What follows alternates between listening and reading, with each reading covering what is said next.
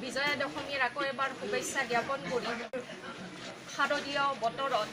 শুভেচ্ছা জ্ঞাপন কৰি তেওঁলোকৰ বলিষ্ঠ পদক্ষেপৰ বাবে